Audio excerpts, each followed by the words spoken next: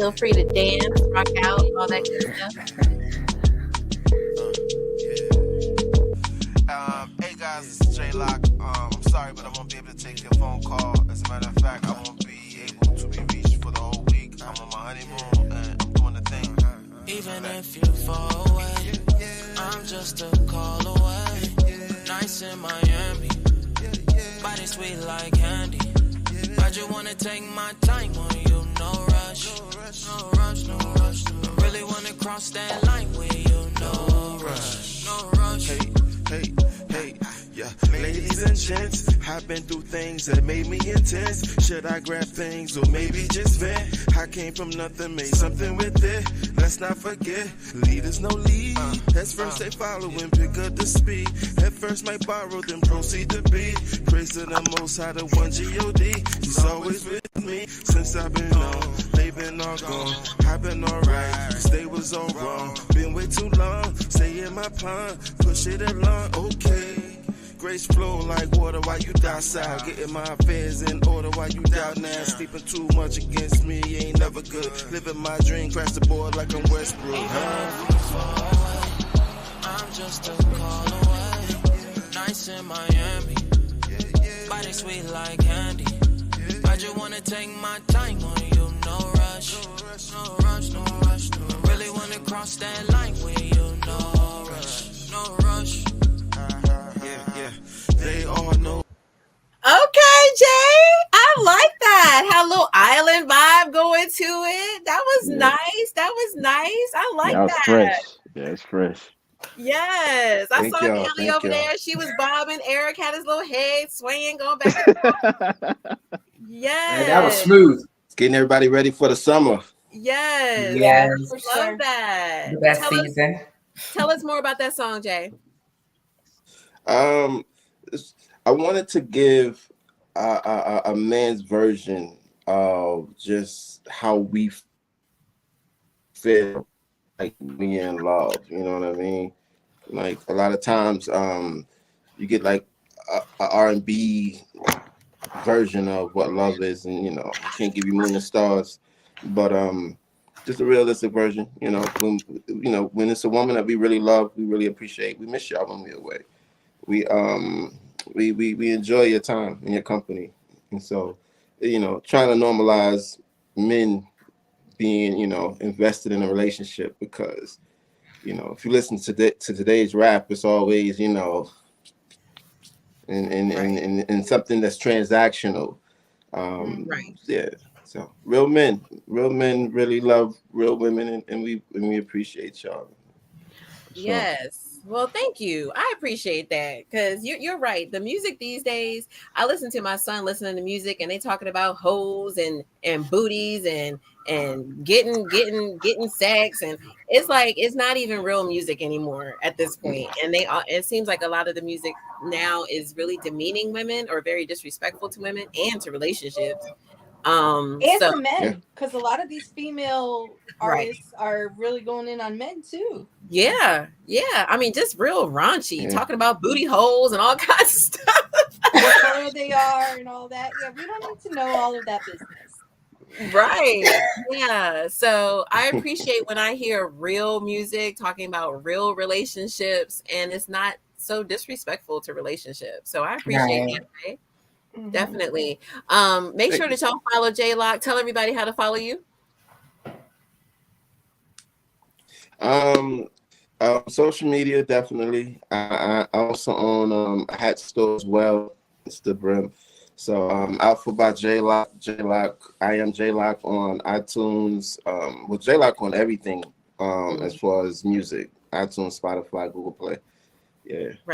Right. Thank you. And I have the honor of being J Lock's, I say consultant, he says manager, whatever you want to do. So I have the honor, and I'm very blessed that he has given me that honor of supporting him and his brand. So make sure y'all look out for J Lock. We're going to listen to the rest of the song later. But I think that's a good way to get into our topic tonight, because we're talking about, what does marriage mean to you?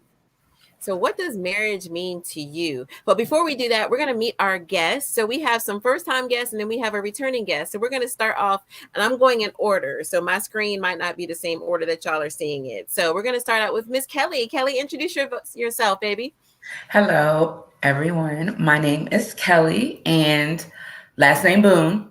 I am originally from Baltimore, Maryland, a small town outside of Baltimore called Edgewood. Oh, I didn't know you was from Baltimore, girl. I'm from Maryland. Never knew. I grew up in a small town in Edgewood till I was 18 and then went to college and stayed in Baltimore for about 15 years and then moved back to Edgewood and then moved here. Wow, nice. Okay, yeah. So you're my home girl. Okay. Yes, we have to get some crabs or something. About you I loved. I knew there was something about you I loved. Nice. Yes, love you. I am the CEO and founder of Fearless Runway that turned into the Ladies of Fearless Runway, which is now the House of Fearless Runway. And the House of Fearless Runway breaks down the stereotypes of what society says beauty is. And we support healthy relationships between Black women, both professionally and personally. I am a runway coach and a model coach. I do have a lot of platforms that I'm associated with, and I'm grateful because it all came from networking and marketing and meeting people and setting some good rapport with people. I'm a mom of 5 children, and I'm 47, and I'm ready to get this thing popping. Okay. All right, girlfriend. So are you married, single? I am divorced. I have been married, and I'm single. Okay. All right. And we always ask this question. Now you don't have to answer, but we always ask this question. Are you heterosexual? Are you bisexual? Are you lesbian? I am heterosexual. Okay. And are you monogamous or poly? I have been monogamous, but I have been tapping on the door of poly because I think it's interesting, just to try out and see. But it's definitely an interesting topic of discussion for me. Okay, good. So we like to get people's perspective when they come on here so that we can kind of know where everybody is coming from. So thank you for answering those questions. Honestly, I appreciate that. You're welcome. You're welcome. So our next guest is Mr. Eric L. with his sexy self. Tell us about you. Hello, everybody. So I'm the host of my own podcast, The Expendable Show. Basically, it's a political show where I just break down, the craziness that happens throughout the course of the week, and just kind of give my take on what they're really saying. Because in reality, we get snippets of the truth in about 30-second intervals on the news. So I dig a little deeper into things and find out, what did they say? What did they not say? And just report on that so people can better understand what's really going on, in the political world in this tense time that we're sitting in right now. So, go ahead. No, go ahead. All right. So, I also have written a book called From the Mouth. It's basically what I think we could do to better our American society. I'm working on a second book called The Swiss Effect. It should be done this year. It's basically about how I've found a lot of paper trails and evidence on how a lot of our problems trace back to Switzerland. And I've been able to kind of, put together who's who and where the problems stem and how the European culture is still trying to colonize us just in a different way. Okay.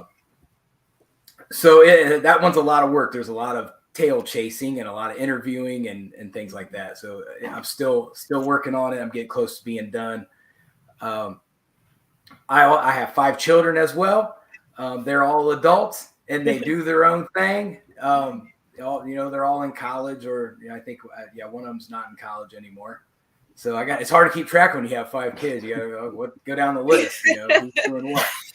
You go, Dad. You go. You do. I barely remember the last 2's birthdays. Right. I get that. Marital status might be in limbo, might not be, not sure. We're working on some things,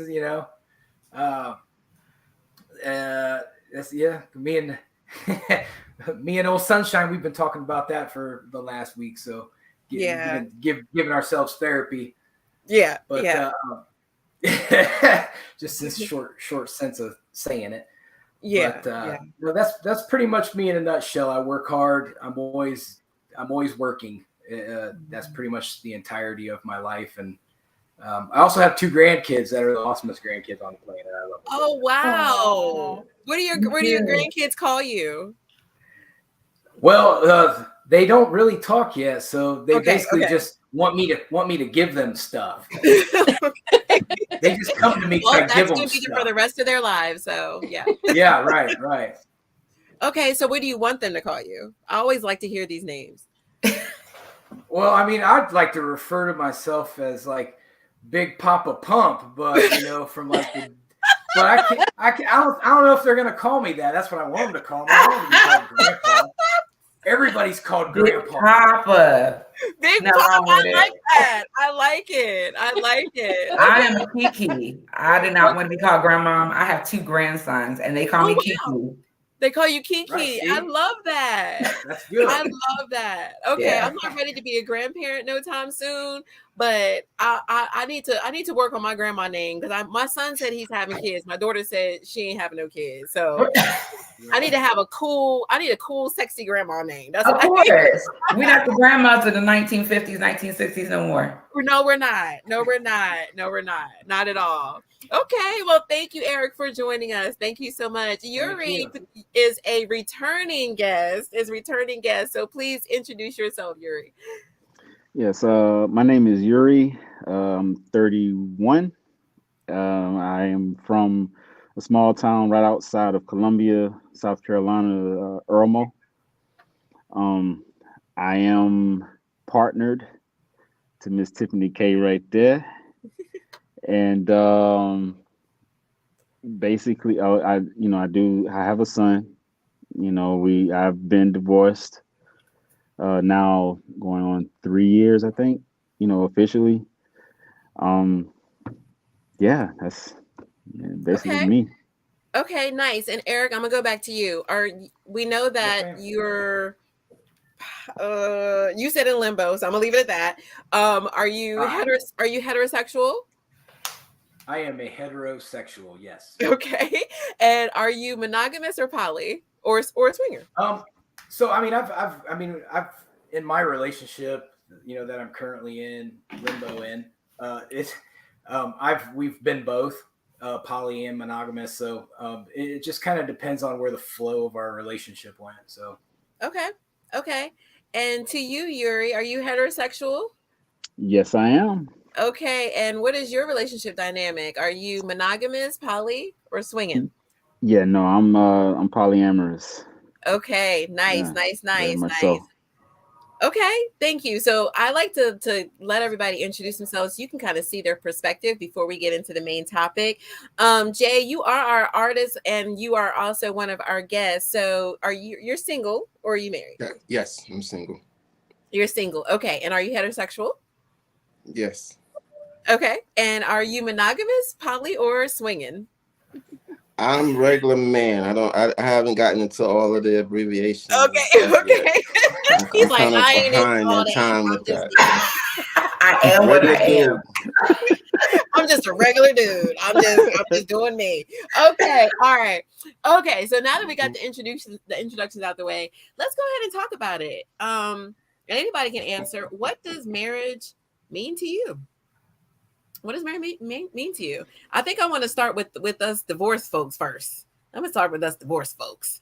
So, Kelly, I've been divorced before. I'm remarried, and I'm poly. So my husband and I are polyamorous. So we're open to dating other people. But I'm a big advocate of marriage. I think that there's a lot of value in marriage. I think that is something that God has commissioned us to do when we find our one or two or three.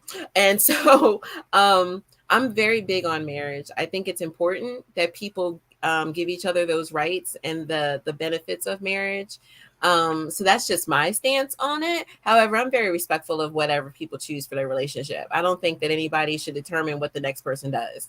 in their relationship. But me, I'm definitely for marriage. What about you, Kelly? I know that you said that you're divorced. What's your stance on marriage? I am for marriage. I think marriage is an awesome union that when you find that right person, that you guys can build and create, procreate, and then, be a power team. But I do definitely recommend you find the right person first. Right. It's all good as long as you find the right person. Right. And as for me, I came from a home where my father was very aggressive. He was dominant. He was an abuser. And I took that subconsciously into my marriage. And that wasn't healthy.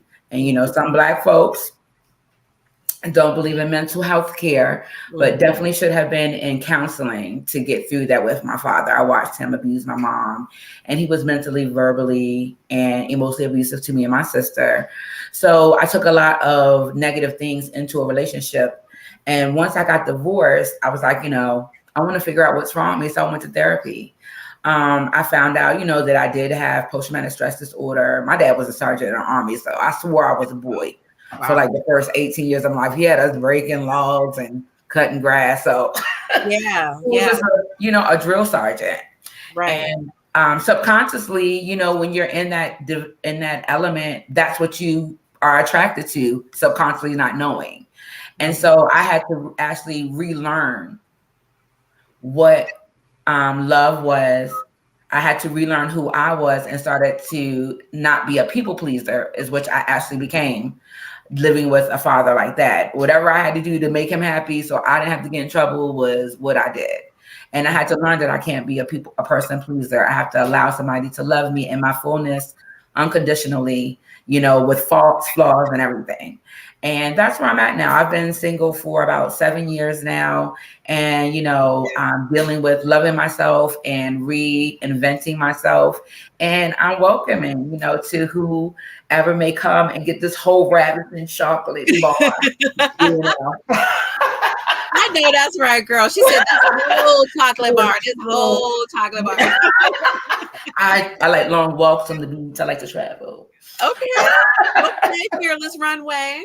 Okay, so that's some good stuff. So that means that you haven't given up on love. So even though you've been divorced, you haven't given up on marriage. You haven't given up on love. So that is an excellent thing. But also you recognize, and I want to applaud you for recognizing that you needed to work on yourself before you went back into another relationship. And I think one of the biggest questions I was asked by my therapist was, why did I used to hate that. Why you choose them? I don't know.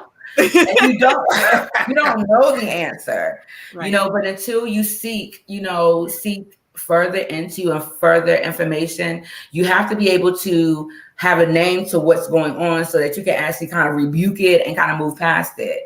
And so self-pleasing and low self-esteem and all this other stuff I did have, and the person that's before you today was not the same person 10 years ago. I guarantee you she wasn't. But I'm glad that I found the path that I'm on, and I'm here to serve. Yes. So you have evolved, and you're still evolving. I think all of us are always evolving into our better selves. Hopefully, our better selves, not our worst selves. Absolutely. So thank you. That was personal. So thank you for sharing that. So I'm gonna switch over because I'm gonna come back to Eric because he said he's in limbo. So I feel like that's a little sensitive. So we're gonna come back to Eric on that. So J-Lock, have you ever been married before? Yes. You have. Okay. Yes. So are you for marriage? Are you for what is your stance when it comes to marriage? I think marriage is so dope. I think that union is amazing, right? I do agree it has to be with the right one. I think that I do agree with therapy. I'm an activist on therapy. I think men need therapy because we internalize things a lot, and us holding on to stuff makes it harder for us to actually have healthy relationships. And so I've learned that the hard way. Trust me. Yeah. And so it's cool that she mentioned that because that is a really key point of a healthy marriage, separately and also together. So, I'm definitely for marriage. I think marriage is beautiful. So Here's the thing. Here's what I don't understand. When you identify it, because I've been divorced, right?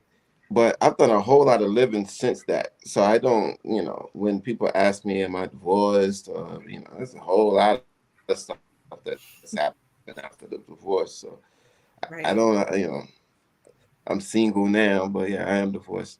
But yeah, marriage is dope. Okay. So Be how do careful you who you feel? pick. Yes, be careful who you pick. That part. That part right there. That part right there. Okay. So Eric, I'm gonna come to you, and I'm waiting for Tiffany and Yuri after this, because you'll find out in a right. reason. So Eric, what does marriage mean to you?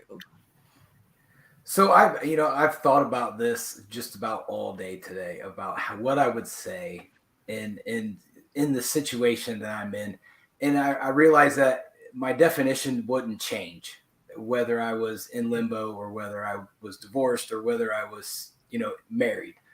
Um, I grew up in a very strict Catholic family, so the ultimate thing in a Catholic family is marriage. It's the one thing that you make that agreement underneath the eyes of God. Right. And so it's a sacred event. And if you think about it, marriage goes back to the beginning. It's an ancient tradition.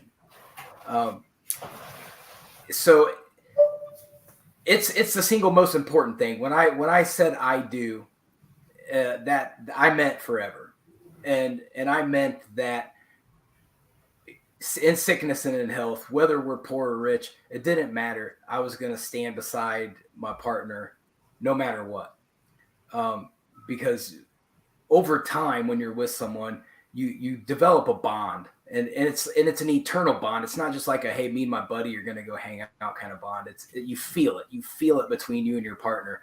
And I think it's a special thing, and I think it's a spiritual thing.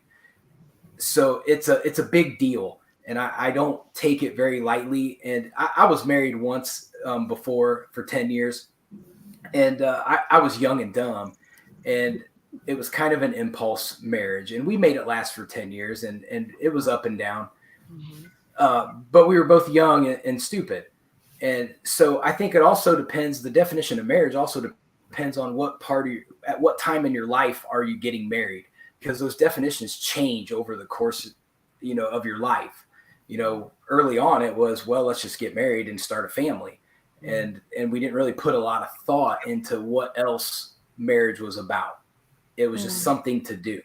And, as I've gotten older, I've realized, I've gone through all these trials and tribulations in both of my marriages, and I've made all these mistakes and gone through things and tried to recorrect and course correct. And it wasn't until maybe a couple years ago where I really sat down and realized that I'm never going to make a marriage work until I know who I am. And because I can't take care of somebody else mentally and emotionally if I can't identify with myself. Yes. So I really had to do a lot of like deep digging into myself and like really tell myself some truths about myself. And after that happened, I was really able to kind of just relax and just enjoy moments and start to really be a husband that I felt like that I wanted to be. Instead of just reacting to everything. So I think it's a growth. Marriage is growth. If you're not growing, you're not doing anything. I think it's work. Everybody says marriage is work. It is work. It is work. It is. Things change. Things change in the course of a marriage. So you have to adapt to your partner, adapt to your surroundings, adapt to your children. There's a constant adaptation going on. So I guess to just sum it up, that's how I feel that marriage is defined.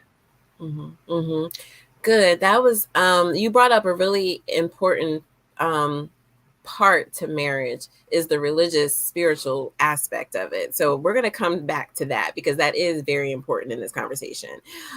So Yuri and Tiffany, I'm going to start with Yuri. What is your what does marriage mean to you, and where are you at in your life right now when it comes to marriage? Well, like I said, I've been married before, and at first, I agree with what Eric was saying. Um, it was like let's start, this family. I'm tired of, running around with different women, all this stuff, and it was just, I was like, well, let me go ahead and settle down. In my case, though, I I got assaulted or whatever, robbed or whatever. So I had to do a lot of thinking. You know what I'm saying? Like, man, like, yo, I'll never have a kid because my son wasn't born then, obviously. But I'll never have a kid. I never got to tell my family. I never got the whole picket fence and the house and the two cars and all this stuff that I saw on TV.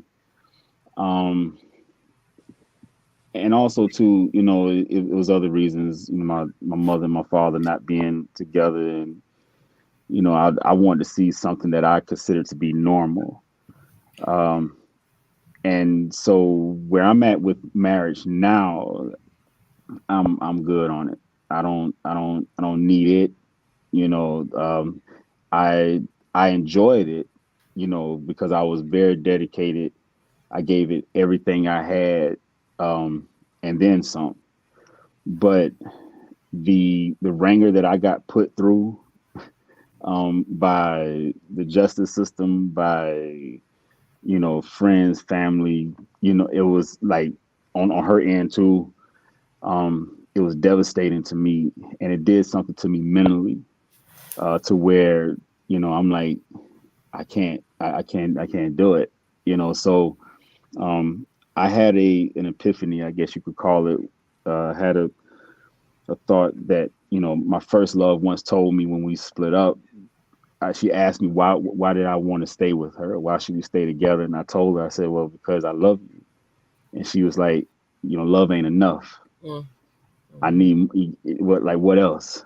And I didn't have an answer then, obviously, because I was 20 years old, I think 20, 21.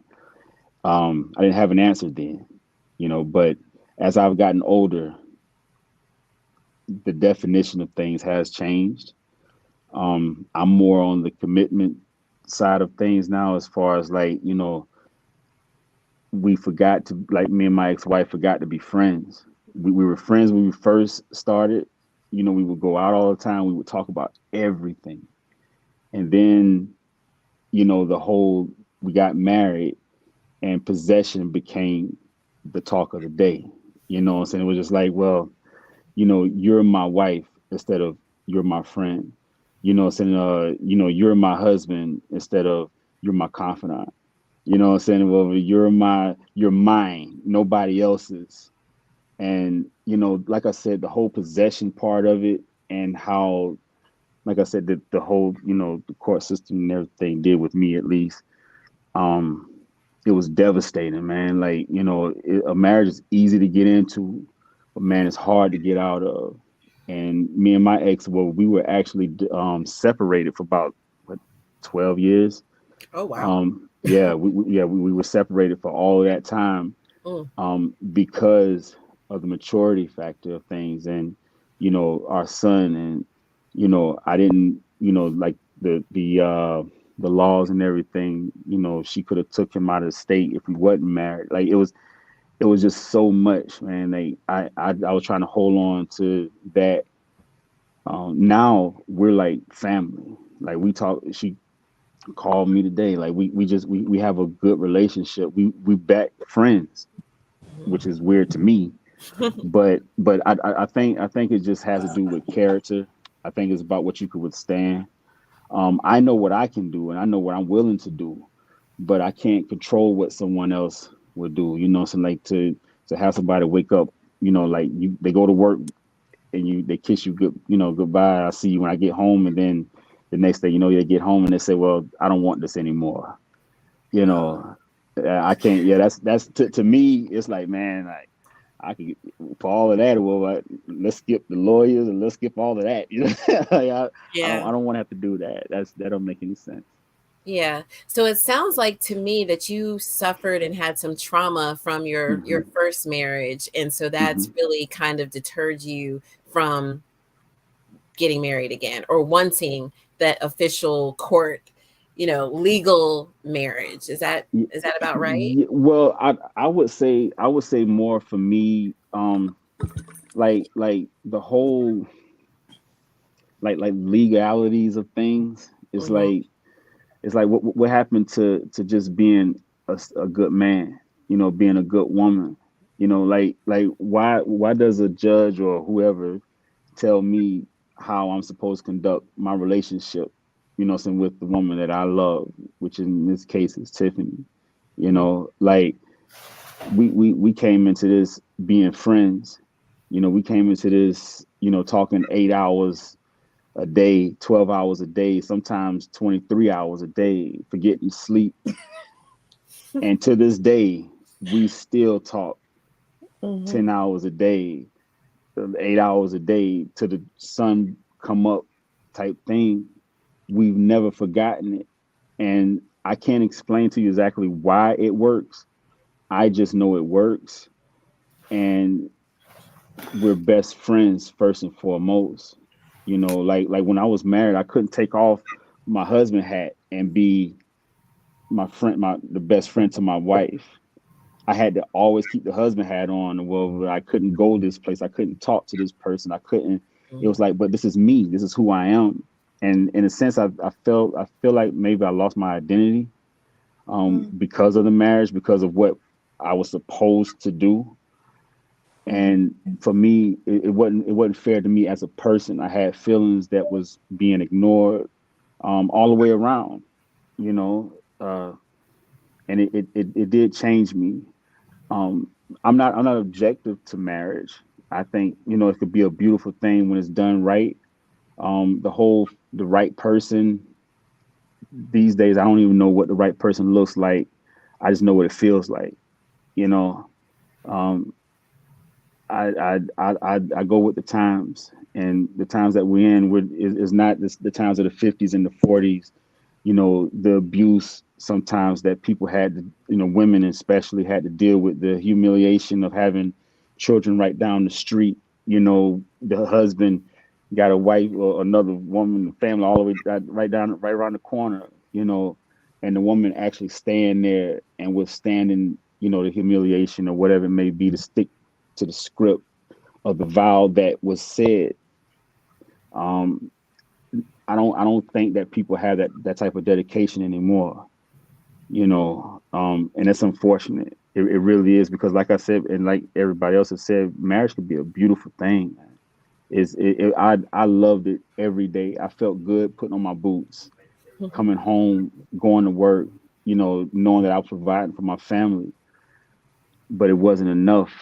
What I'm saying? That wasn't enough, at least for that person. And I've known so many people that's had 3 and 4 or 5 marriages, man. It's like, oh, like what did you learn in the first one or second one or third one? You know what I'm saying? Like, it's like, why you want to go through all of that for like a dream? Is it a fantasy, or are you really in it? And so many times I feel like people are just, they want the ring. They care about the last, like me, my last name is everything. It means everything to me. Um and like it's unfortunate. It is. Hmm. Yeah, and I'm sorry that you've had. I mean, I've been divorced before. Kelly's been divorced before. Eric's been divorced before. J Lock's been divorced before. So we've all had those experience of divorce and the trauma that comes with it, the politics of it. You Yeah. know, having to fit into what other people's perceptions of husband and wife is, but even our own perceptions of what it means to be a husband and wife.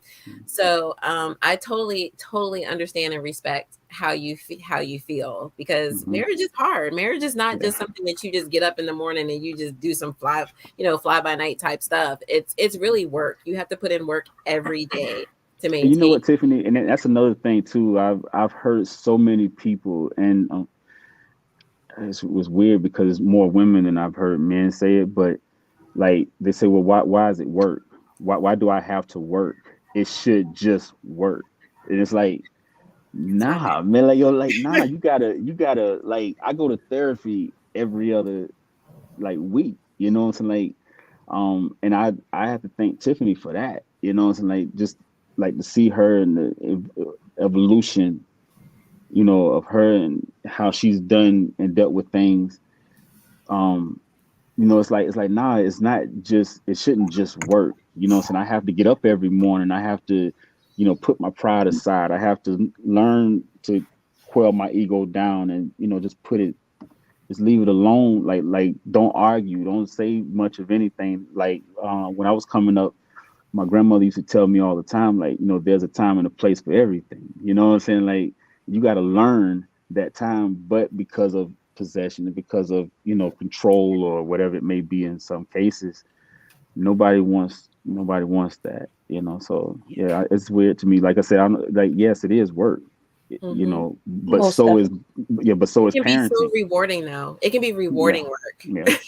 yeah. You know, it can be, you know. So, but well, once again, like all of us have been divorced, you know, besides Tiffany has been divorced at one time or another, you know. So like it was hell, man. I don't know about anybody else, you know. So, No, but it is. man, but when I tell Divorce you, is man, not to hear, yeah, yeah, to hear everybody, like to hear what they, you know, people say about you and the way they treat you, and you know, in the eyes of the public, it's just like the humiliation of things. Sometimes, like it's a blood sport, and I never understood why is it that, you know what I'm saying, like you're like, okay, so if something is supposed to be holy, it's supposed to be sacred and all these things, how do you monetize off of it? Like if it's supposed to be that, how do you like why is, you know, alimony and all these things, you know what I'm saying, why do you bring that in if the first thing we did was love? That was the reason why right. we got into it.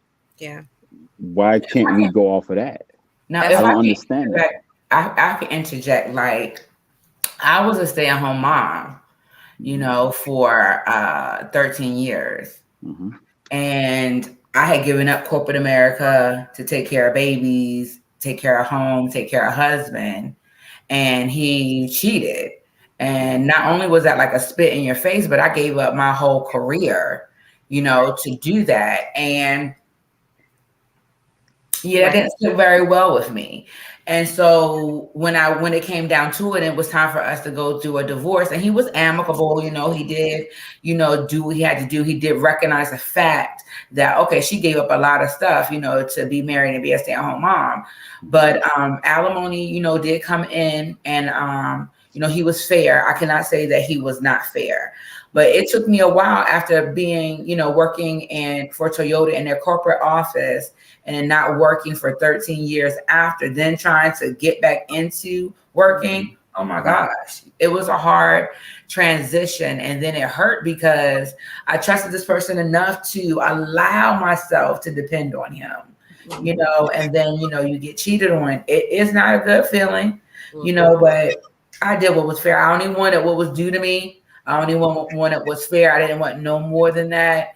And then, I was able to get myself back together. So I do see that. But some people do take alimony and child support to the max. Yeah, like the whole thing with the prenup. Like to me, if you go into a marriage asking for a prenup, then are you really going into the marriage with good intentions? Because you already are setting it up for failure by It's a asking business for a transaction. prenup. That's all Right. it is. Right. Yeah, And so yeah. that's crazy to me and there was a conversation on Facebook a couple of years ago where somebody was talking about prenups and, do you think that's right? And I was very vocal about it. If you go into a marriage as if it's a business transaction or setting it up for failure by signing a prenup, I don't care what you had going into a marriage. If you go into a marriage with a prenup, to me, you're already you already have the expectation that it's going to fail. And just like You got to with, look at it like this. yeah. I'm sorry. I apologize. I'm No, going to go play ahead. devil's advocate. I'm going to play Go devil's ahead. advocate. It's not about when a person is up, right? Like when you're in love and the butterflies are still Yeah. flowing, and it's, y'all watching. When your lady got you watching like chick flicks, you invested, right? But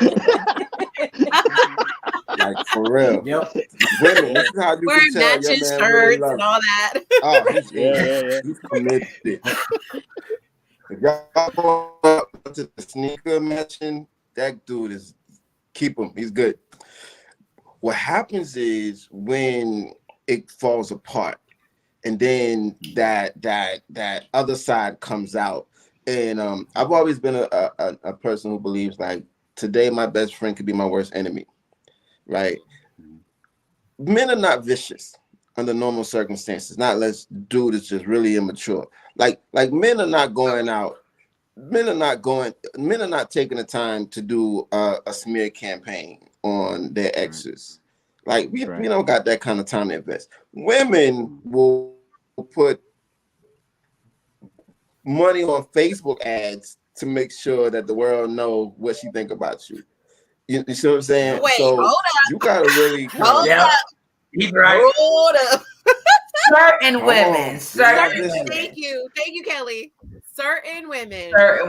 I'm not spending no money on nobody that I don't got time for. Let me say this. Well, I don't know those guys. Those are not my guys. My guys is not running around and doing all that because we busy. But what I'm saying is it could be a big production or it could be a small production.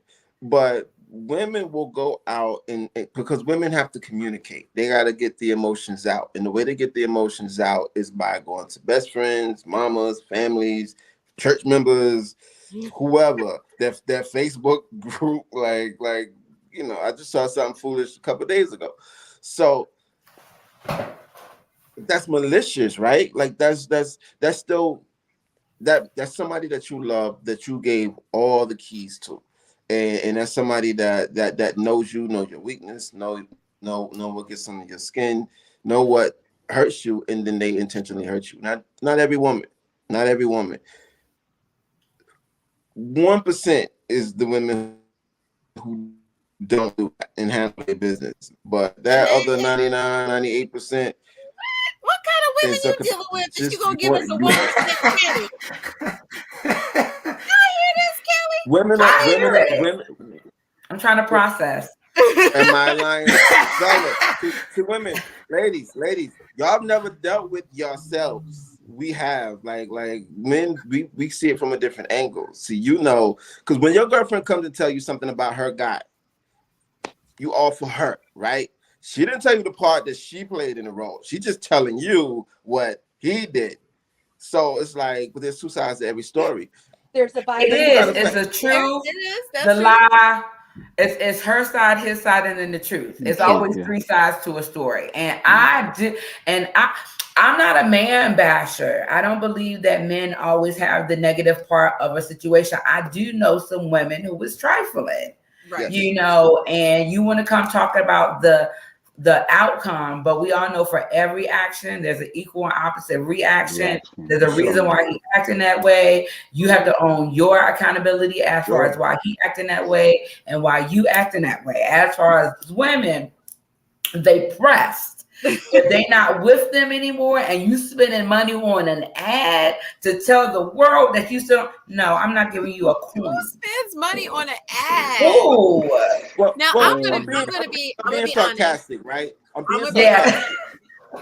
one of those. I'm gonna be honest. I was very, very vocal about a situation that happened. I was very vocal about it on social media because I had enough. And I was tired of people coming to me telling me, you need to give him a chance. No, I don't need to give him a chance because this is what he did. So I'm probably that 1% woman who was in her emotions and I put him out on Front Street. But not all women are like that. But there's also men. So let me ask you this. Let me ask you this though. Can I ask every lady on this panel? Yes, sir. Out of 10 of your friends, how many of those women in some capacity after they was upset or done with a guy bashed them in some capacity? Out of 10. A lot. Give me a number. Give me a number. I would give you 7. Is this public bashing or just between friends bashing? Okay. Clarify. Between friends, it's still public. Yeah, if it's No, now behind closed I doors. believe that every woman should have a tribe that they go talk to. I Yeah, think you need to absolutely. be designated of who you share your business with. So Yes. the women that I go vent to, I know that they're gonna keep my business to them. They're gonna give me good, positive reinforcement. They're gonna check me if I'm wrong and straighten my crown. Now, if you take the ratchetness to the Ratchetville, the outcome is going to be ratchet. So it's up to the person who they go talk to. Exactly. Yeah. Like I have people that I trust to go talk to and vent to, but I think that everybody, male or female, should have someone that they can talk to that they trust to talk to about their relationship. So men and women have someone that they all talk to, but when you take it a step further, Most men don't. and you so you trying to say men don't talk to their guy friends about their relationship? No, I don't believe that. I don't think so. I believe that. I don't. I believe It's a that. pride thing. I for believe men. that. I Yeah, don't I think believe it's that at all. I think it's a pride thing. I They don't, because the man has pride. He's always going to want to, like, especially among his peers, he's going to want to look like he's got his shit together. And let me Even say like this. more so at home. Maybe it's the men that I know. Yeah, The men that I know, yeah. they talk to their friends about their issues and their relationships and their marriages. Yeah, well, and listen, let me say this, right? The one thing I learned is that, you know, like if me and my partner we have an issue and I go and I talk to my family member, whoever it may be, the one thing I learned is that, you know, me and my partner may have worked it out, but once my family member or her family member, whatever, know, they may not be as forgiving. They're gonna always look at that person. They're gonna say, "Man, you know what? I remember when you did this to my whatever." You know, Don't leave a bad taste in their mouth. Yeah. yeah. So I say that, you know, to say that me as a man, when I was going through my thing, I I suffered in silence. You know what I'm saying? Because you know because I was shamed when I did say something. You know, when I tried to defend myself or whatever it may be from the attacks and, you know, and everything, I was said I wasn't a man. I wasn't a true man. I was you know, like it was very humiliating, you know. Fortunately for me, I did have that tribe. And what's beautiful about it is though, every person that I had in my corner still treats my ex-wife like she's family. You know what I'm saying? Well, they still ask how she's doing, invite her over for, you know, cookouts, whatever they're gonna do. You know, like yeah, like it's so that to me, you know, is very important. You know, so to understand that, you know, just like the fellas were saying, you know, man, we like as men, you know, man, we take on the abuse per se, I guess, you know, of society when it comes to women, because women are considered, I believe, I guess, more soft, and you know, like like it's certain things you don't do as a man. You're supposed to just don't say much or whatever, you know. So she's a woman, let her deal with what she's dealing with. I understand that too, but a woman has to be who she's going to be too. I don't believe that men should suffer that way. I believe that women can be heartless and cold to a man. One thing I would never want to do is emasculate a man. I think that's disgusting. I want a man to be the man that he is in his fullness. And I'm not here to cripple or enable him. I want him to be able to fall down and still watch him get back up and be his biggest cheerleader, dust his stuff off. I will come dust off the other shoulder. Let's get back up, boo. Let's do it again. You know, and when you go into marriage, it's not just you taking me on as Kelly as I am, but the evolving Kelly. Exactly. I'm going to change during different seasons. My outlook, my thoughts, my intentions are different. I've chosen you as my mate. I want to be with you, but I need you to love me while I am evolving. You don't just get to be grown and sexy because you woke up. You don't get wisdom just because you're 47. You have to go through some things in order to get back up. And a lot of people are getting married expecting to be married to the person they married that day. Yeah. And I'm gonna add to that. Yes. Now, I know I'm the only one on this panel that has not been married. However, my parents were married all the way up until my dad passed. So I had a blueprint of a successful marriage. So when we were talking about the work that needs to go into maintaining a successful relationship slash marriage, that evolving goes both ways. Of It's course. not just the woman, but it's the man too. No, it's both. And both. I think a lot of times women go in with blinders on, thinking, oh well, it's only about me. So whatever he's got going on, he needs to get it together. But as long as if I'm going through it, he better adapt to me. No, that's not fair. Right. Yeah, A That woman should be and can I say, that adapting was to the a that was the man's growth and a man's change too, because we're all humans. We are going to change. We are going to evolve. and let me say this Right. real quick, and I want to say this because one thing that I've noticed with friends of mine, women friends of mine mostly, well, all of them, I think. Um, Basically, the thing I hear a lot of times is they want their men already good, like before they even get to their relationship with them. You know what I'm saying? And it's like, I look at it and I'm like, so are you saying that the man isn't supposed to like have baggage or whatever it may be, have something going on with himself emotionally, mentally? He may have just gotten out of a relationship a year ago and he's still healing or whatever it may be.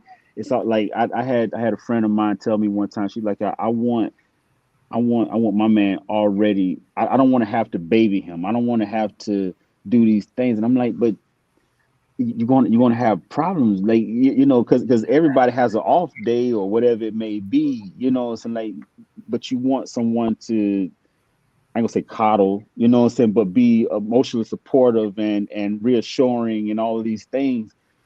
As a man, well, I know me, I needed that. Now I didn't know how to ask for it. It wasn't until I got in a relationship, with Tiffany, and us sitting down, and I had to put a lot of, like I said, a lot of pride, ego, and everything to the side, to ask. But once I found out what that looked like, what I'm saying, like that was the blessing, what I'm saying. That I just don't understand, why is it that everything has to be like already like made to order. It's like it's already good, what I'm saying. Like, you don't have to do any work. You Like don't have there's no to. room for change.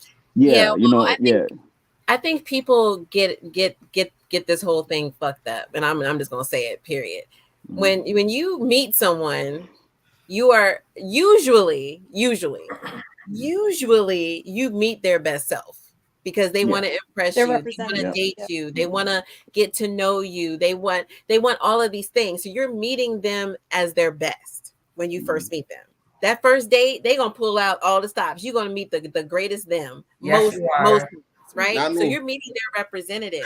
You have to date people for a while to really get to know them. But then, when you become a couple, then that's when you start growing together, and you start improving together, and you start making changes together.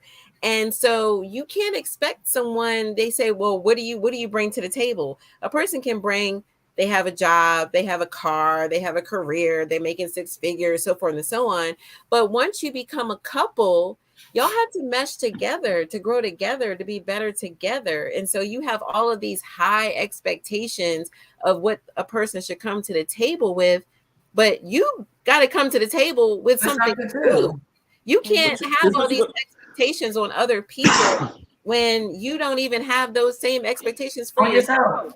Can Mhm. You I can't say something? you can't do that. Yes, Jay. Here's what you can come with. Here's what's expected. This is what I've learned in my last relationship. You're gonna come. Well, first of all, I don't know how to be fake, so I'm not gonna do any. You know, I don't know what that first phase is. When people Yeah. got to change the face over time. I can't do that. I don't know how to do it.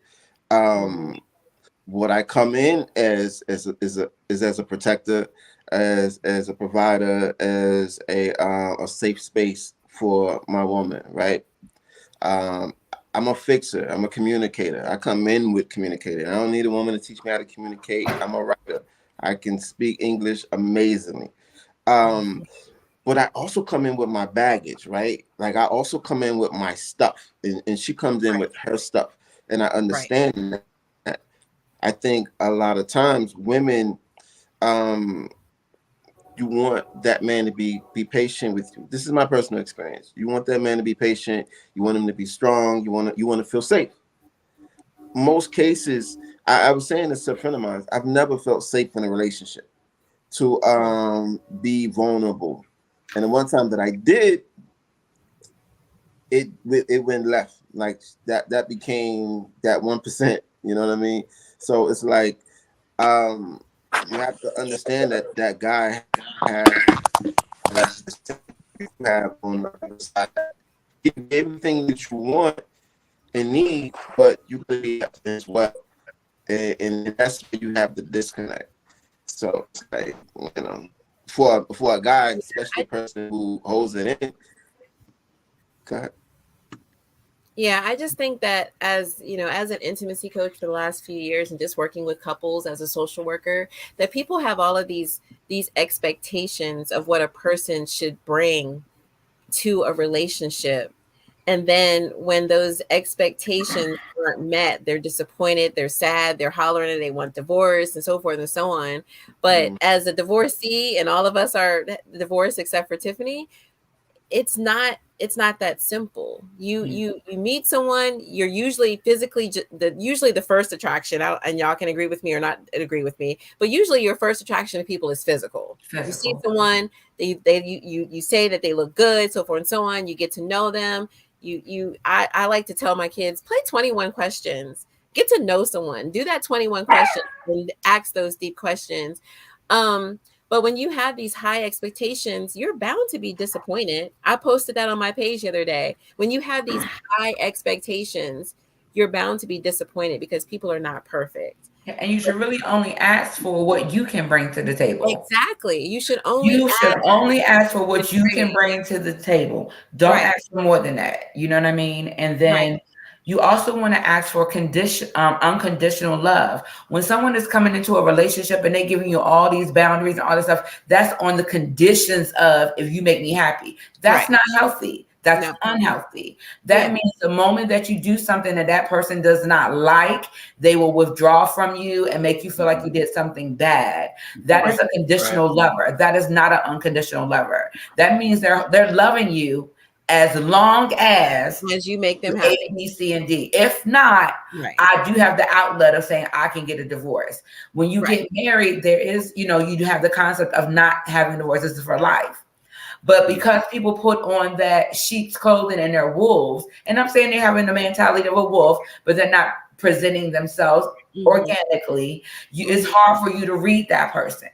Right. And you can go into a marriage knowing that that person loves me, but I don't know. In my marriage, I felt like I had to be Betty Crocker, Martha Stewart. I had to meet every standard. I had to cross every T, dot every I. If I didn't, it was over.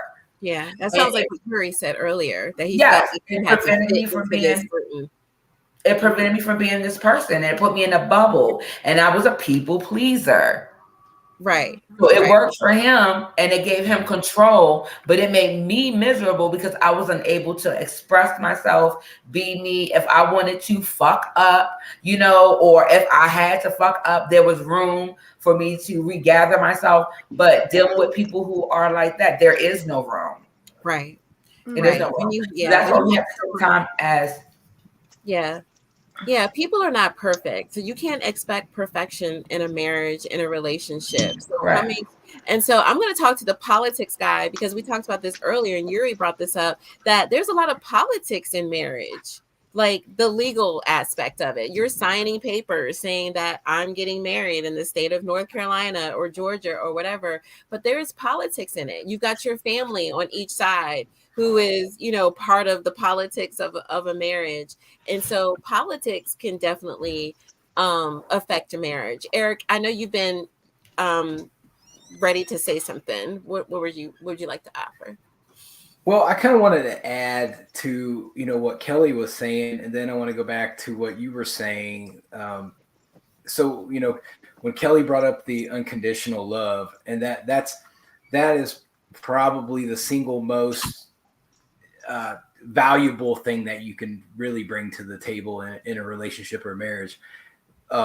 I look at it in that same kind of sense. Except I probably take it in my own manly, like aggressiveness way of doing it, and saying like, look, I don't care what you do. I don't care what mistakes you make. I don't care anything that you do. I'm going to forgive you tomorrow. And because that's what my responsibility is as a spouse is we're human and we're in a long-term relationship. It's not going to be perfect. And that goes back to kind of what you were saying, Sunshine, where we were talking about, what I think we should go into marriages and relationships with the preparation that it's not going to go from A to B. It's never going to go from A to B. It's going to go all over the place. And you have to remember that it's no matter which way that path goes, that we have to be prepared to redirect or to accept that change in your partner. And, me personally, when I'm with somebody, I'm going to accept every fault, every change that they want to make, no matter what. Once you become part of me and become part of my family, I'm going to hell and high water for you. It doesn't matter. So for me, I take it extremely personal to go through these, like, divorce proceedings and being in limbo, because I know that my all is on the table and I'm all in, and now someone's taken everything from me. And someone who wasn't giving that same commitment back, and when I thought that they were. So it was difficult to deal with those kinds of things where you go, well, why should I, going into the future, like, why should I, put all my everything into this? Mm-hmm. Yeah. Does it make sense to continue to put my all in just to be taken advantage of? Or is this just the society? Maybe I should just cohabitate with somebody for the rest of my life, because I don't want to lose everything again on a win. You don't want to get hurt to the point where you're bitter and you self-sabotage. And right. You and it's hard to do that. That's why a lot of us at our age are still dating, because you're dealing with a lot of people that are hurt and bitter. And the first thing that they'll do is say, well, I ran y'all women, be like, y'all men, they bitter and they hurt. Right. I remember the first time I got left, and my first wife, when I came home from work and everything was gone. I remember coming in the house going, like, it just didn't, like, the energy just felt so off in the house when I got home. I knew something was wrong. And then I went, I was like, all right, man, maybe I'm just crazy. So I went into my bedroom and I opened up a drawer and there were no clothes in it. And I remember looking down into that drawer, seeing no clothes. And it was like a piece of my soul left right then and there. And I just told myself, I said, just walk away and stop looking at it. And I had to go just get myself out of that energy and really, like, process, like, just calm down. This might not be that bad. Maybe it's just some space. Maybe, you don't know anything yet. Just keep your head on, because, the 1,000 angry man thoughts go through your head, and, you want everyone to hurt just as bad as you're hurting right now. So it was a difficult thing to process on a man's side of things, because we get that adrenaline going, and that stuff. I don't know if you know this, ladies, but adrenaline gets a man high. You get high. So when you get up there, you want to stay up there. So that's where our destructive behavior comes from. We get that adrenaline, we get high, and we want to stay there. Okay, everyone's going to feel our pain now. And so it's difficult. It's difficult. And sometimes you have to be self-aware of yourself when you go through these situations, and you just take a step back and go, I need to stop looking at this and think about something else for a second, and then revisit it later and start the process when you have a clear mind. And it's easier said than Yeah, Like that. and Go ahead. I'm Go ahead, sorry. Yuri. Oh no, I was gonna say a thing that I found to be very soothing is self accountability as well. You know, to be able to say where I went wrong and not blame it on anybody else or whatever, and say, oh well, if she didn't do, if she didn't, like I married my ex-wife. She was 18 years old. She had my son when she was 19. You know, so like she ain't had a chance, so to even go and do all the things I had done up to that point. With it was like man, like well maybe I should have, but I was so angry. I was so, I wanted to hurt. I wanted her to hurt. And it was just it was very it was and that's the reason why I was toxic, really. But once I started to say, you know what, man, this is where I went wrong, and I apologize, or I'm sorry, or it was just like, because it was weird, because when we were friends, we would always apologize for something that hurt the other person. Once we got into marriage, I don't know what flipped, but we stopped saying we were sorry, and we was just like, no, you take it. I don't care. You supposed, like it was just like it was this thing, like we're supposed to do it, like the expectations, what I'm saying, like, yo, nah, this is what you, because I saw it on TV, I saw it on Martin or whatever it was, like that was just a representation. Like with Tiffany, when the fact that she had her father and her mother in the house at the same time. She saw how conflict resolution, how that worked, so I had to put my pride or whatever to the side and say, well, you know what, man, like teach, like show me what, like how am I supposed to do that again now, like, oh, or this is how I'm feeling at this point or whatever, and I'm mad, I'm angry, I'm, whatever. But once again, like I said, just self accountability, man. Like that's a thing that I don't really see too much of when it comes um to relationships, in general. But definitely in my marriage, there was no self accountability on either side. It was, well, you, if you didn't do this, well, then this wouldn't have happened. You know what I'm saying? Like, it's like, say what? But that's Like when I feel like when people say that statement to their partner, you're no longer a team at that moment. Now Right. you're fighting Right. against each other. You're opponents. yeah, Yeah. yep, You're Right. not That's a good absolutely you're point. not right. doing it for the better of the both of you. You're doing it to That's see right. who can get the higher stance Ground, on an yeah, argument. You know what yeah, I mean? yeah. Right. So I think as far as conflict resolution, because you brought it up, I think a good takeaway is literally walking away for a few minutes or hours, whatever is needed, to come down off of that high emotion that you're in at the time, so that you can have a dialogue that isn't coming off as derogatory or defensive or That does help. Or account disrespectful. yeah, Mhm. disrespectful. Yeah, you could say, hey, look, are you ready to talk about what happened? I'm Mhm. ready. Are you ready? You're not ready? Okay, well, just come to me when you're ready. Yeah, Right. because at the And end of the day, you have to remember the vows, man. What everyone on this panel, when we've been married, we gave vows. Like I remember, I said I do before the the uh the woman that was marrying us, the officiant, even said, it's like, well, do you take? I said, no, I do. Like I was, so like it was just quick, and we forgot the vows, man. Like, like to be there for one another, to, Right. like a lot of times being there for one another is what Tiffany just said, so you're just moving off of it. Say, you know what? I know this is not going to go good. Right. This is not the Somebody has to have a clear head, I you yeah. think know, that I think that I think that people walk away from marriages way too soon. soon. Yep. You Yeah. right. yeah, nobody Yep. wants Because to do the work. Yeah. well, see, here's the part of marriage though. When he goes back to what my guy said about the vows, for better or for Mhm. worse, Mhm. sometimes to get better, it has to be Get uncomfortable. worse. Yeah. It Yep. has, you have to. So again, like when people come into marriages, they bring their trauma.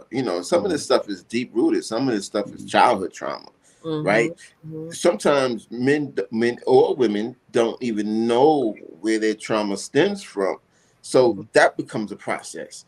Now, are you going to leave me when my childhood trauma reveals itself and this is what I've been dealing with and no one knows but you?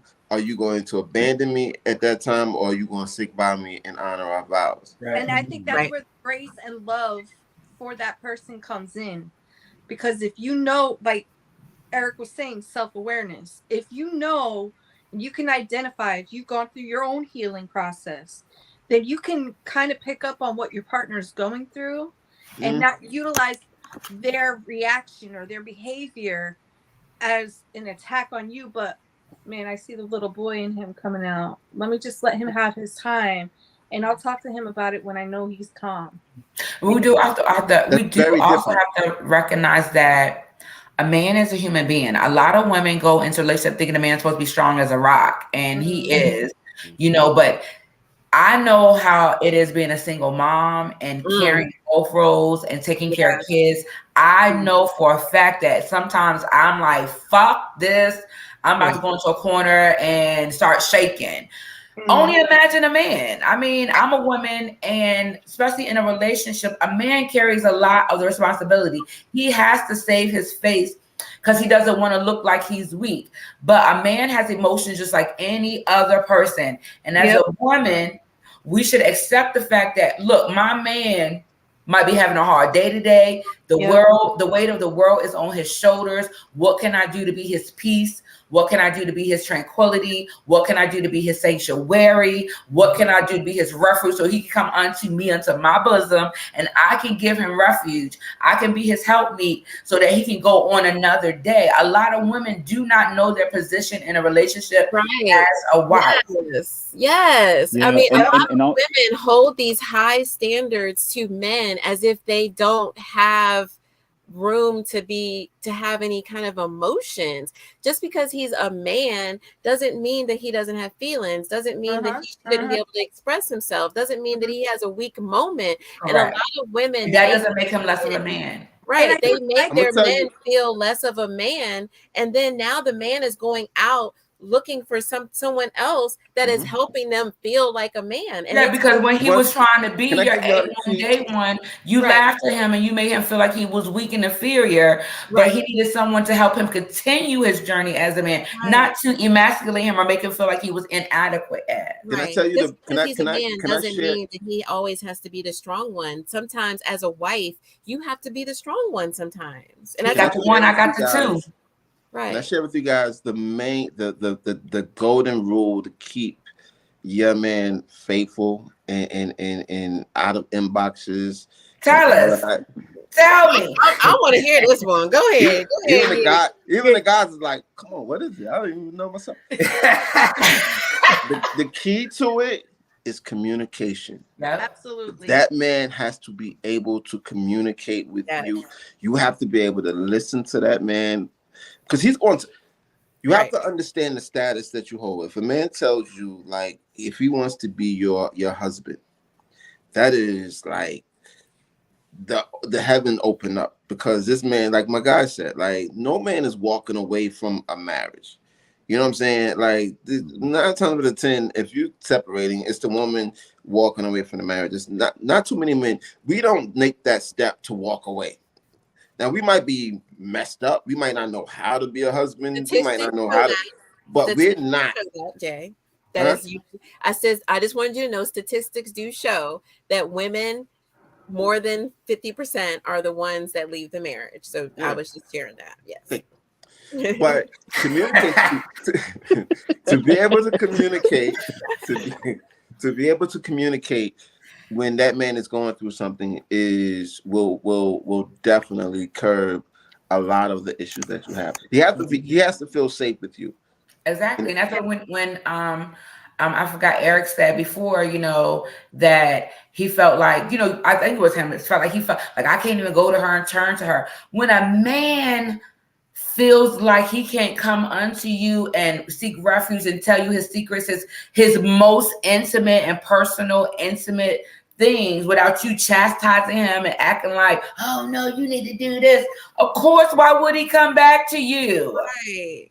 I wouldn't. If I was a man, I wouldn't. If I was a woman and I went to, just like you with your girlfriend, sunshine. If I came, she was like, girl, he did A, B, C, and D. And next thing I know, you broadcasting it. Never would I open my lip to you again. So why would we expect different from a man? Right. Yeah. Before we go, because we have about 10 minutes left, before we go, we've talked about, the drawbacks of marriage and, the negative side of marriage, but there's a lot of positive side. I'm for marriage. Kelly said she's for marriage. Eric said he's for marriage. Jay said he's for marriage. Marriage can be amazing. Marriage can be a beautiful thing. Marriage can be great with the right person. Keyword, the right person. And even though we all bring baggage and sometimes trauma and past experiences, with Tiffany, for example, I think it's really important that we look at our childhood when we think about our views of marriage, because if your parents were married and it was a horrible marriage and you witnessed abuse and domestic violence and disrespect and cheating and all that kind of stuff, you're going to have a twisted view of marriage as an adult. But if you grow up in a home where you have parents or a couple that are your parents that love each other, you can see that they love each other, that they work together, that they vibe together, that they enjoy each other, then you're going to have a better view of marriage. So marriage can be a beautiful thing, and it's not, but it is work. It's not bad work. All of us, I'm a social worker. I've been a social worker for 13 years. I love what I do, and it's my career. Marriage, you can see it as a career, something that you invest yourselves in. You sign the paper, you go in front of your family, you go in front of God. And if you do it with the right person that's willing to grow with you, I remember a phrase, and I'll never forget it, that relationships are two halves making a whole, not two wholes making a half. Amen. So it's two people that are coming together, hopefully with love, respect, admiration, honesty, trust, companionship, and they're coming together to form something beautiful. And so, we talked about like the expectations and not having these high expectations and what you bring to the table. Someone commented about, if you are a business person, then you have to look out for your business assets. If you're a billionaire and you're getting married, then a prenup makes sense because you have to protect your assets. I get that. But there are some benefits to being married. There are some great things to being married. And I'll just start this conversation, this part of it off as being married. I know that I have a partner in life. I know. But what is the difference between marriage and like a lifelong commitment? That's because a piece of paper. It's a piece of paper. It's the legalities of it. And so for the government to get their taxes. Marriage is a legal proclamation that you have dedicated your life to someone. So it is different. It's different from a commitment. Would you say like that you're referring more to the commitment side of the marriage versus the actual quote unquote marriage and the legalities that come with it? Because to me, the commitment is the most important part. The commitment comes before anything. You have to choose to be committed to that person. Outside of it being legally active and getting the government getting their taxes and having paperwork and all that, the commitment is what has to be established first. I choose to love you through the good times, the bad times, the ups and downs, sickness and health. That is the biggest thing, that commitment. The paperwork, that's extra. We have people out here that are doing spiritual weddings where they're just making a commitment to themselves, before God, before their family, without the paperwork. And that's the route that I am more inclined to. Yuri, I don't know if you don't mind if I speak on it, but him and I are in the process of doing a commitment ceremony. And in the research that I've done, basically all it is it's similar to a wedding without the legalities of the government being involved. There's no wedding certificate or marriage certificate. I'm sorry. So it's intimate. It's intimate, but guess what? You can walk away from that commitment. With marriage, you can't just walk away. You have to get a divorce. With marriage, you have the benefits of spousal benefits, Medicaid benefits, retirement benefits, all those kind of Social things. Security. Unless you put Social Security with a commitment ceremony, you're not recognized as their legal spouse. So So let me unless say you this. have a certificate and you do the legalities of it, you have to make sure that your paperwork, your life insurance, and all that stuff is in order. Because if something was to happen to Yuri today, you are not entitled to anything. And I'm not just talking about you, Tiffany. I'm talking about everybody Yeah. who goes that right without the legal part of it. You're not entitled to his Social Security. You're not entitled to his life insurance. You're not entitled to the home that he owns. You're not entitled to anything Unless he makes reservations unless he for puts it you. in writing. And he's Exactly. that person. And you Yeah. So got let a me say good You this. guy who puts your automatically name on everything. Right. Yeah. Automatically get those benefits. So if that's Right. the route that people are going to take, and it's okay. It's okay if you decide that, for those that are watching, decide that you don't want to do the legal part of it. That's okay. But make sure that you don't shortchange your Correct. partner, Yeah. because Yeah. you can go outside tomorrow, get in an accident, and die, and your spouse has no rights. They have Yeah. no rights to your None. home, Yeah. your Yeah. pension, your Yeah. bank account, your Correct. life insurance, your children. They don't Mhm. have automatic rights. Mhm. So if you have So. children that y'all have in your home that are not Mhm. your biological child, somebody Mhm. can take those children away from you and you will never Yep. see those children again. So you Yeah. just have to make sure Yeah. that if you are So hold not up. doing the legal part, that you put Yeah. things in place to protect Right. your Put True. spouse. place. That's true. Yes. Make sure your So spouse is protected. Yeah. listen. So for the ladies, y'all was talking about the the woman being there for the man and understanding the pressures and all that stuff. And I appreciate that, in any woman that sees that. But I want to talk about the honor of a man as well. You know what I'm saying? Like, it's just not about what, so what the woman should see that the man is dealing with every day. Mm-hmm. I see the things woven, and I recognize the things that Tiffany has done for me. When I hear about benefits when it comes to a relationship, at least, I I don't look at the benefits of monetary, the love of money, not money, but the love of money is the rule of all All evil. evil. You understand what I'm saying? Like Tiffany knows, and I've told the people that should know. Tiffany knows she gonna be good. It ain't no ifs, ands, or buts about it, because I'm an honorable man. First and Mhm. foremost, I'm an honorable man. I do right by people that do right by me, that took care of me when I couldn't take care of myself. That is the problem. You know what I'm saying? It ain't so much of, what I'm saying, the marriage, like you wouldn't have to worry about that, over as far as like the benefits and everything, if it wasn't for, dishonesty and, saying, oh, well, let me get this divorce or whatever. Like when me and my ex-wife were going for our divorce, well, the judge tried to get us counseling and everything. Like, I'm like, look, we've been through, don't worry about that. We're good. We're friends. We co-parent marvelously. Like, it's everything is copacetic. So you don't have to do anything. It's in perfect order. But when it comes to benefits, the benefits I look for is the characteristics of the woman that I have to lay my head next to every night. Who I have to leave my children or our children or whatever with, and depend on her whatever to make sure that, they're taken care of. That's the benefits. And me making sure that I honor that by, if anything ever happens, she has whatever it is that she needs. We talk about it. It's a conversation. You know what I'm saying?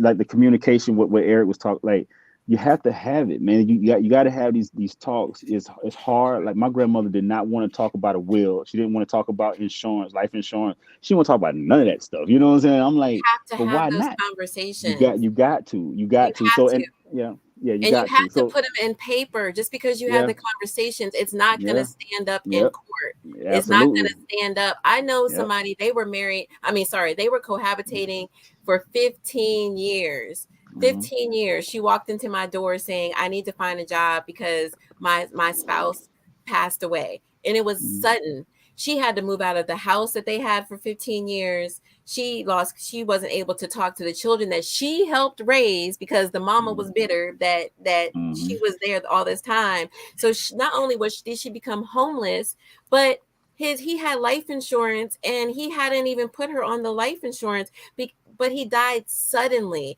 I've seen it too many times where women or men are in long-term 15, 20, 30-year relationships. Their spouse dies, and it was not unexpected, and the person is left with nothing.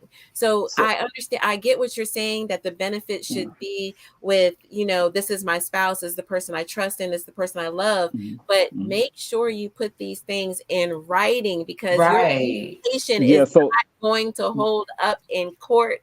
And also too, what I've learned as well, Wolf, is that if you've been married before and you get remarried, your ex still has the right to so and that's the like I said before, it's the whole thing. It's all the way around. You know what I'm saying? Well, it's not just one, just one institution. It's the whole thing. If you ask me, you know what I'm saying? Yeah. So like I said, just make sure you get everything straightened out. Yeah, for sure. It's very political. It is very legal, but marriage can be a beautiful thing with the right absolutely.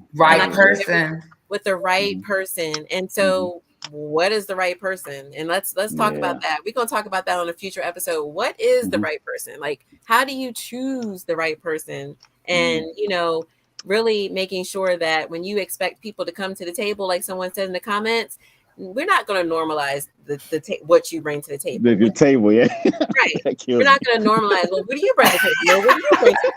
No, what do you bring? He said she was tired of that comment. Right. She's tired of people asking. Right. No, it's what do you bring as an individual to enhance our relationship? It's not just about all this stuff we put, because that stuff can be superficial at the end of the day. So, ain't worth nothing. Right, ain't worth nothing. Whole damn table about to fall apart. Yes. Right. And learn who you are too. Like, I'm the first one to tell people I'm a sapiosexual.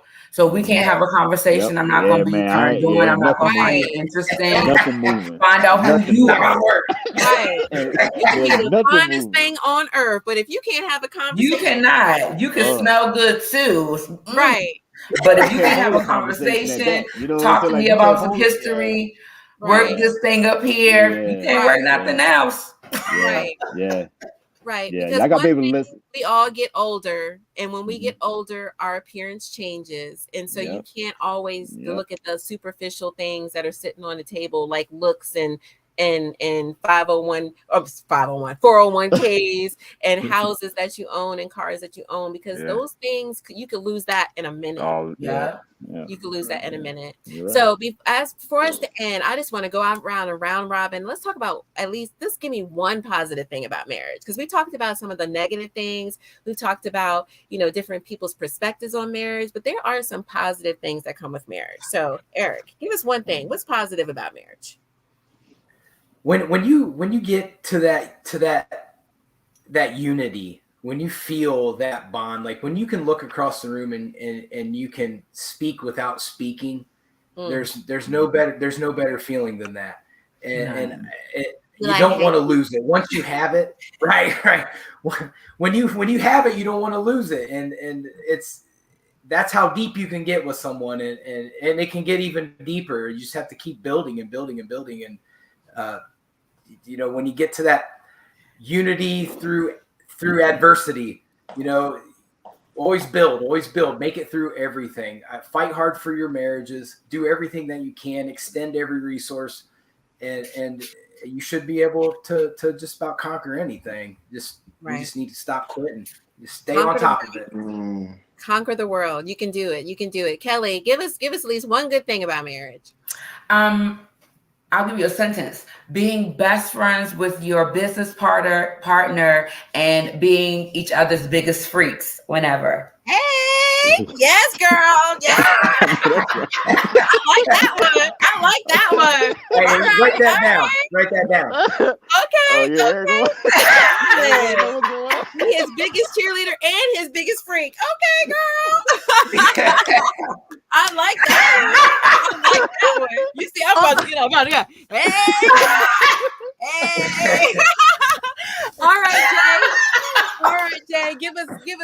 thing about marriage. Give us at least one good thing about marriage. I think I'm gonna go to the spiritual side with it.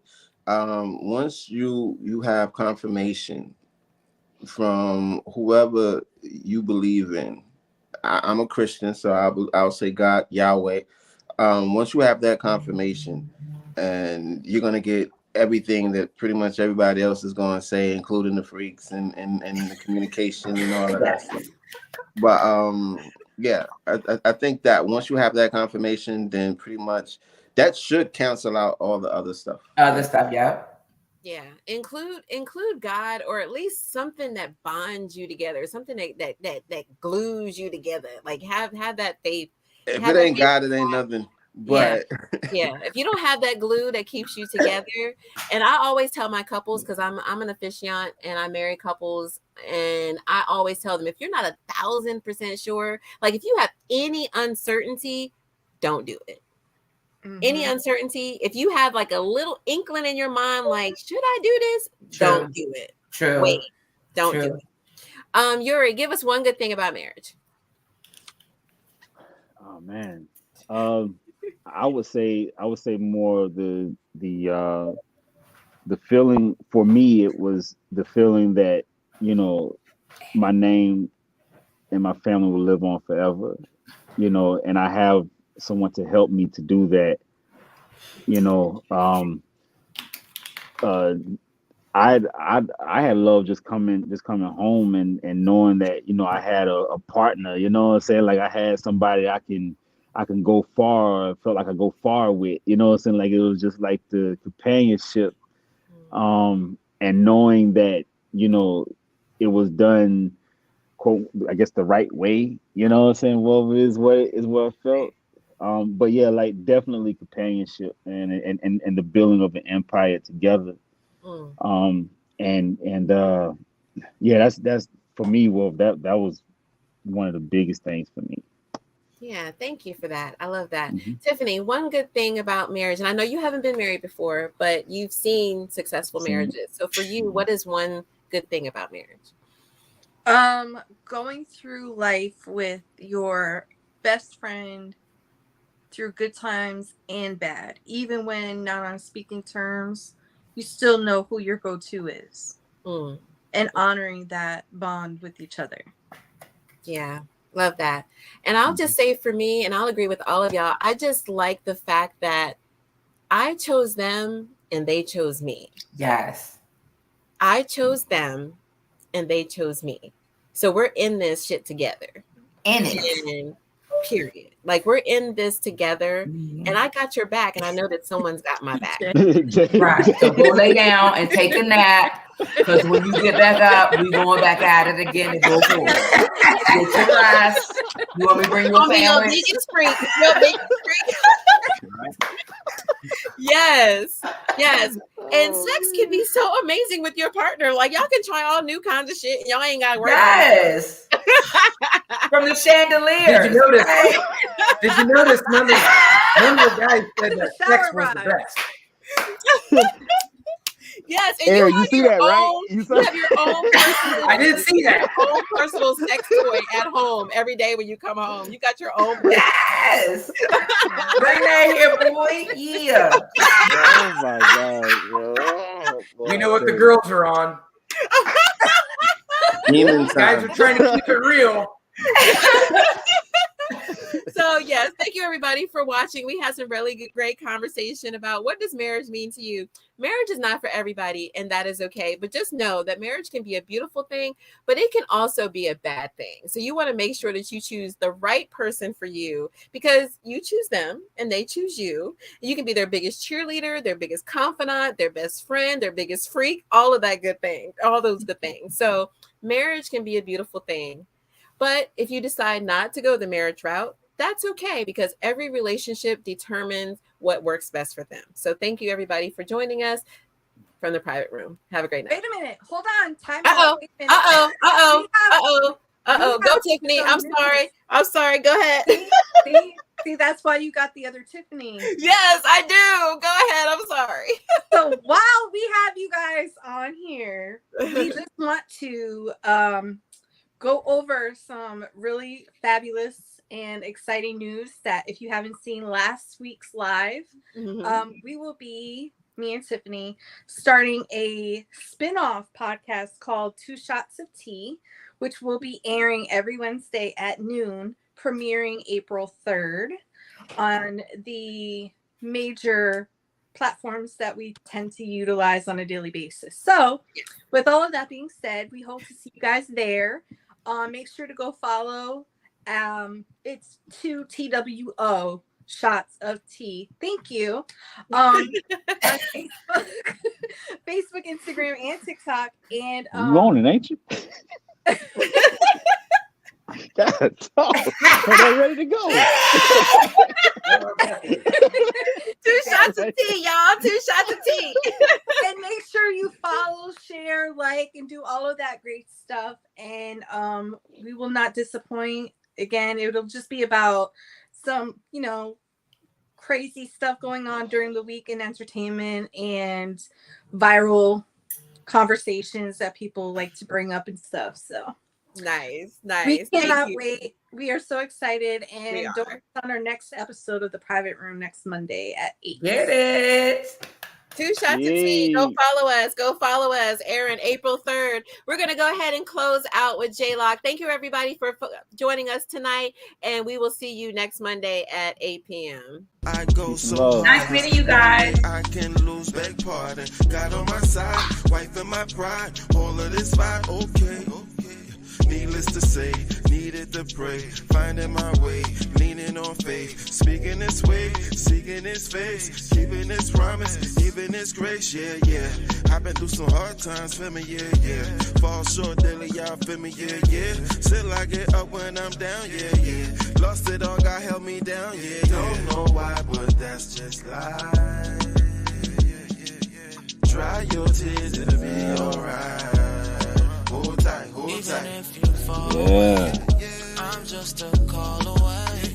Nice in Miami, body sweet like candy.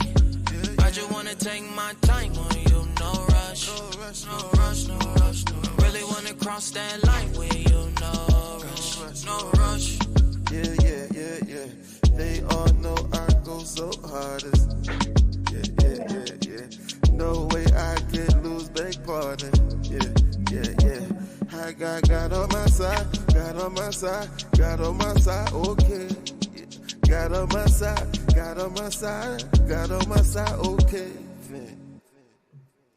Yes, thank you so much. Good night, everyone. Man. Go follow J-Lock. I just put it in the comments. All right.